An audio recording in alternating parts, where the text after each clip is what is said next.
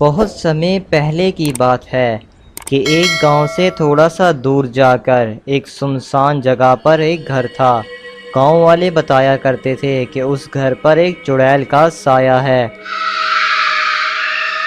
और कुछ गांव वाले ये भी कहा करते थे कि उस घर के नीचे चुड़ैल को दफन किया हुआ है और रात होने पर उस जगह से डरावनी डरावनी आवाज़ें भी सुनाई देती हैं।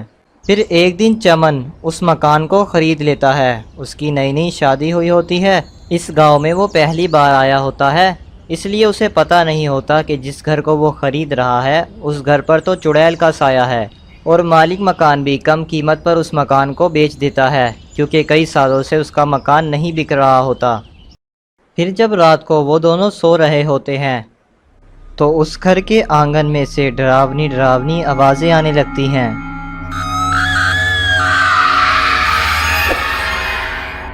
उन डरावनी आवाज़ों की वजह से सुमन की आँख खुल जाती है। अरे ये इतनी रात को कौन इस तरह से चीख रहा है। उसे लगता है कि कोई मुसीबत में होगा। फिर वो उन आवाज़ों का पीछा करते हुए घर के आंगन में पहुंच जाती है। फिर वो खिड़की में से देखती है कि शायद बाहर से आवाज़ें आ रही हैं, लेकिन बाहर भी कोई नहीं होता। फिर सुमन परेशान हो जाती है और ये सोचने लगती है कि आखिर ये आवाज़ें आ कहाँ से रही हैं। तभी आवाज़ें और भी ज़्यादा तेज़ हो जाती हैं। बाहर निकालो मुझे, नहीं तो मैं सबको मार दूंगी। मुझे बाहर निकालो। फिर सुमन देखती है कि ये तो आवाज़ें ज़मीन के नीचे से आ रही हैं, पर ऐसा कैसे हो सकता है। फिर इतने ज़्यादा शोर से चमन की आँख खुल जाती है।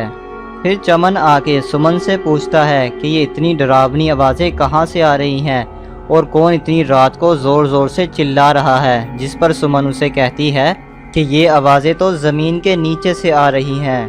मुझे तो लगता है कि ज़मीन के नीचे कोई कैद है। आप कल जाकर किसी मज़दूर को ले आना, फिर ही पता चलेगा कि ज़मीन के नीचे क्या है। चमन को सुमन की बातों पर यकीन नहीं आता, लेकिन वो फिर भी सुबह होने पर मज़दूर को अपने साथ घर ले आता है और उसे वहाँ पर एक गड्ढा खोदने के लिए कहता है। सुनो, मैंने किसी काम से बाहर जाना है, जब मैं वापस आऊँ तो ये काम पूरा होना चाहिए।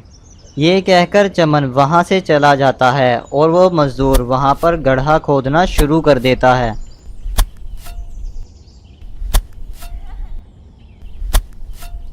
और थोड़ी देर मेहनत करने के बाद वो वहाँ पर एक गड्ढा खोद लेता है। चलो शुक्र है, ये काम चमन भैया के आने से पहले ही मुकम्मल हो गया।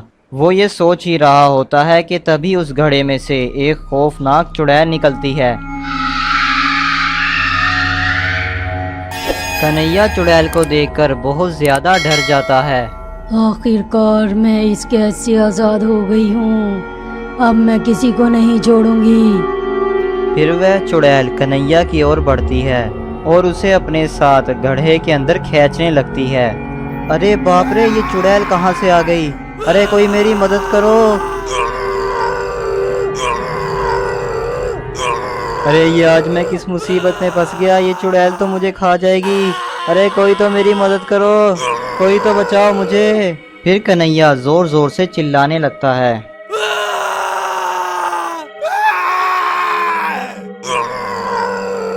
अरे ये मजदूर इतनी जोर जोर से क्यों चिल्ला रहा है, इसे क्या हो गया? मैं जाकर देखती हूँ। सुमन ये कहकर हटती है कि तभी वो चुड़ैल कन्हैया को अपने साथ गड्ढे के अंदर ले जाती है।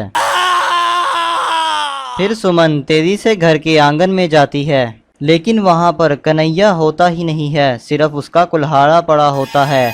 ये देखकर सुमन और भी ज़्यादा परेशान हो जाती है कि आखिर वो मजदूर कहाँ चला गया। फिर तभी उस गड्ढे में से डरावनी आवाज़ें आने लगती हैं।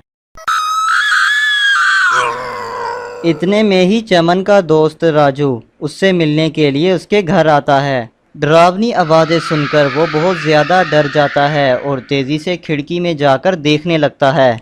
तभी उस गड्ढे में से चुड़ैल निकलती है और सुमन को अपने साथ गड्ढे के अंदर ले जाती है। राजू ये देखकर बहुत ज़्यादा डर जाता है। और फिर रात होने पर जब चमन अपने घर आता है तो राजू उसे सारी बात बता देता है। अरे राजू भाई, अब मैं अपनी पत्नी को उस चुड़ैल से कैसे आज़ाद करवाऊंगा? अब तो हमें जाकर गांव वालों से ही मदद मांगनी होगी।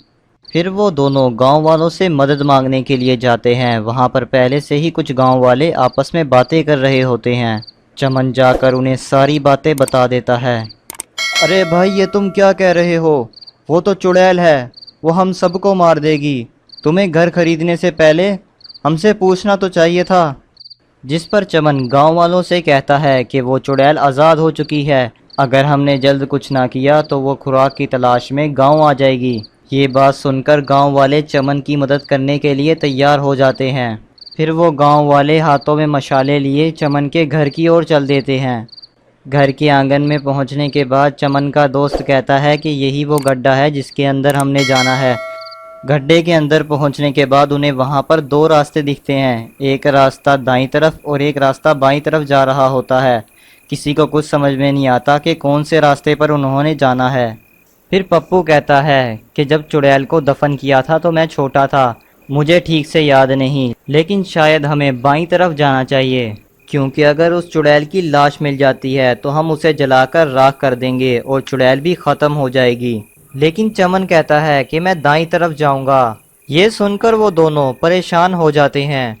फिर पप्पू कहता है कि तुम दाईं तरफ क्यों जाना चाहते हो?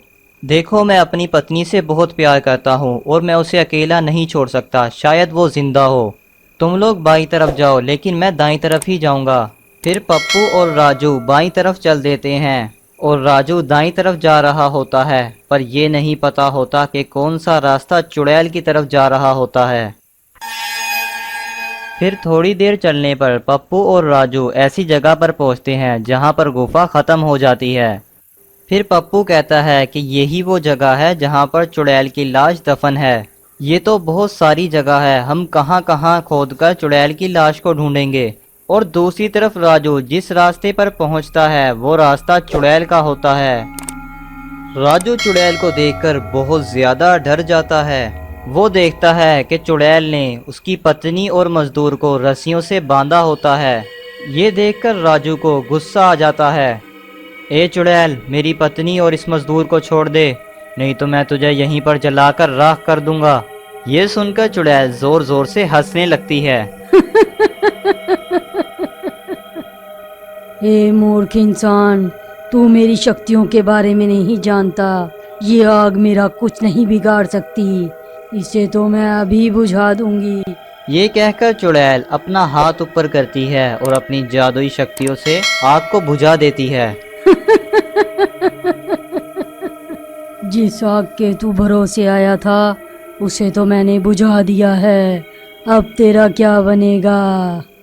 और इधर दूसरी तरफ पप्पू कहता है कि गांव वालों ने निशानी के तौर पर जहां पर चुड़ैल को दफन किया था वहां पर पत्थर लगा दिया था। फिर राजू अपने आसपास देखता है तो उसे वो पत्थर दिख जाता है। अरे पप्पू भाई, वो पत्थर तो आपके पीछे है।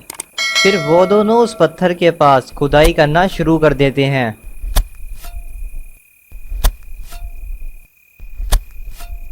और थोड़ी देर खोदने के बाद उन्हें चुड़ैल की लाश मिल जाती है। अरे भाई, हमने इसी लाश को जलाना है, जल्दी करो। फिर राजू जल्दी से उस चुड़ैल की लाश को आग लगा देता है। इधर चुड़ैल जैसे ही चमन को मारने लगती है तभी उसके शरीर में आग लग जाती है और वो जोर जोर से चिल्लाना शुरू कर देती है। और थोड़ी ही देर में चुड़ैल जलकर राख हो जाती है। और चुड़ैल का जादू खत्म होते ही उसकी पत्नी और वो मजदूर आज़ाद हो जाते हैं।